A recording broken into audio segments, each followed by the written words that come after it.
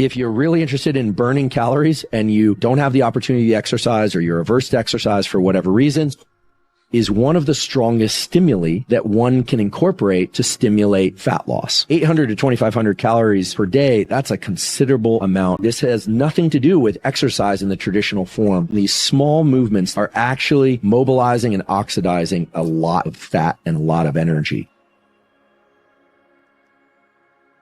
So one of the most powerful ways to stimulate epinephrine, which is also called adrenaline, from these neurons that connect to fat and to thereby stimulate more fat mobilization and oxidation is through movement. But I'm not talking about exercise. The type of movement that I'm referring to is extremely subtle. And some of you may be familiar with this type of movement, but I'm guessing you're probably not familiar with what I'm about to tell you, which is that shiver or shivering is a strong stimulus for the release of adrenaline into fat and the increase in fat oxidation and mobilization. But shiver is not just induced by cold, and there are other subtle forms of movement that can greatly increase fat metabolism and fat loss. There was a group in England during the 1960s and 70s that discovered a pathway by which subtle forms of movement can greatly increase fat loss. This is the work of Rothwell and Stock. It's very famous in the thermogenesis literature. And I learned about this early on when I was an undergraduate, and I asked, how did they come across this? And here's how the story goes. They were aware that some people overeat and yet don't put on weight. Other people overeat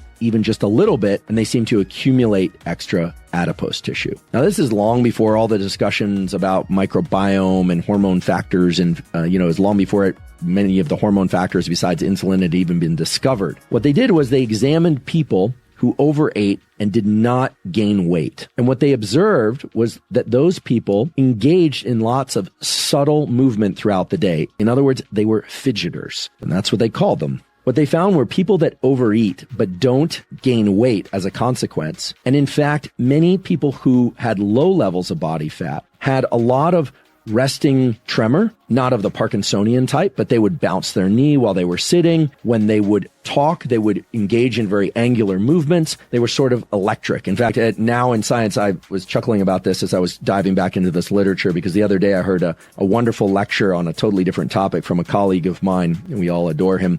He's over in Europe, and he's this tremendously successful scientist, so we like to poke fun at him. And every one of his movements is incredibly electric and staccato, and he's rail thin, and he eats like a horse. And so it fits very well into the discovery of Rothwell and Stock, who discovered that fidgeters, people that bounce their knee, people that have a head bob while they're listening, people that nod a lot, people that stand up and sit down a lot throughout the day, and people that pace burn anywhere from 800 to 2,500 calories more than the control group in the experiments that they looked at.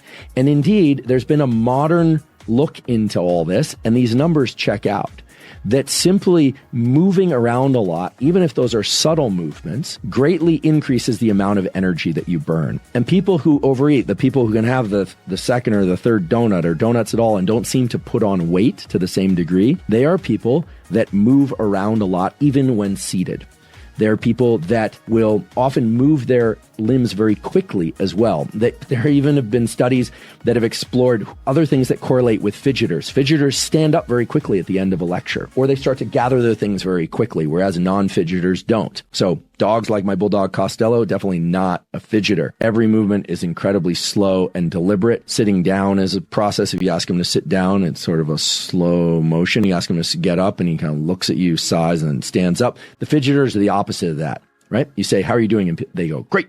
So even sometimes their speech will be accelerated, although not always, but staccato movements, fidgeting, etc. And in 2015 and again in 2017, there have been studies that have explored this using some modern metabolic tracking. And indeed, simply moving a lot, being a fidgeter, bouncing your knee, standing up and pacing several times or many times throughout the day led to considerable amounts of fat loss and weight loss when people were ingesting the same amount of food. If they overate, they were able to compensate and burn off that food.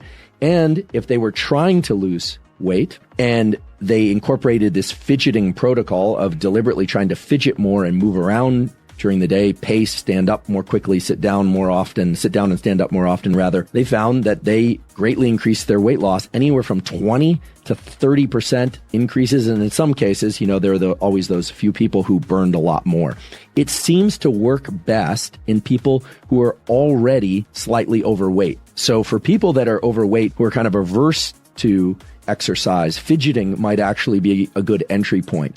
And 800 to 2,500 calories is a considerable amount of calories when you really think about it. Now, why am I telling you this? Well, there's clearly a tool to export from this, which is that you can increase the amount of calories burned without having to go on additional long runs. I do hope that people are exercising regularly because it's so important for other aspects of brain and body health. But nonetheless, we are all time limited, and we are not all so ready to embrace exercise. I have a family member who has been slowly coaxed into exercise, but if I were to tell her, for instance, you need to fidget more, she'd probably go for it. So this is a powerful way to increase the calories that are burned.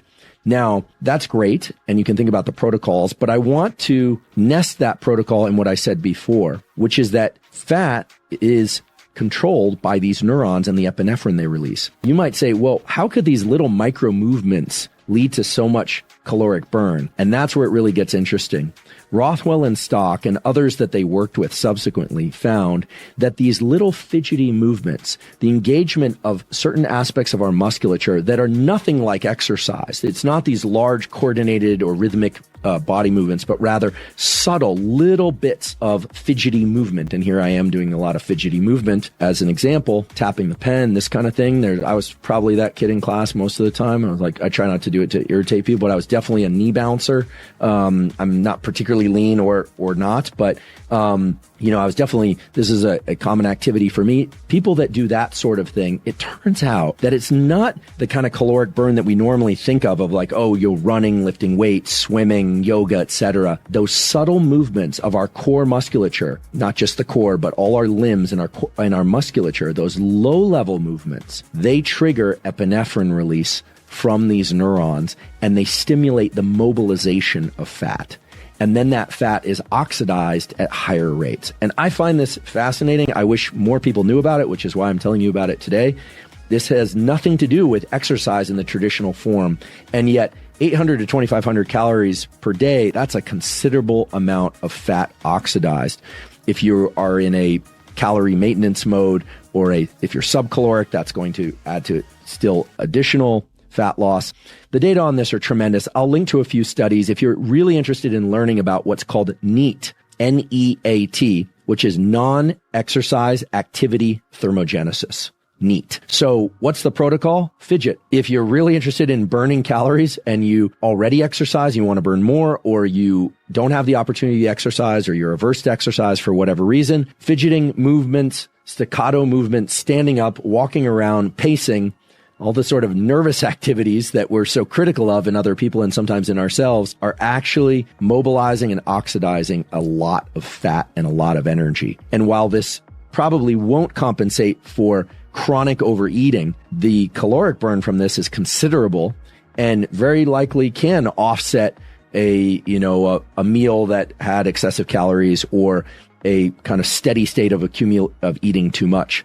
And it also starts to open up all sorts of thoughts and discussion about, when you travel, you tend to eat foods that are kind of outside your normal ones. We tend to eat, foods that aren't so great for us. We also tend to be a little bit more sedentary when we travel. We're on the plane, etc. But all of that aside, just the use of something like low-level movement, and it's almost like a tremor, but also these like short, small, fidgety movements. I'm intentionally doing a lot of these today, so you have examples that you can use that to select from if you like. These can have a major effect on fat loss. And it raises a second tool. If these low, meaning these small movements that we engage in, trigger epinephrine, adrenaline release from these neurons of the sympathetic nervous system that innervate fat and increase fat mobilization and oxidation, now it should make sense why shivering is one of the strongest stimuli that one can incorporate to stimulate fat loss.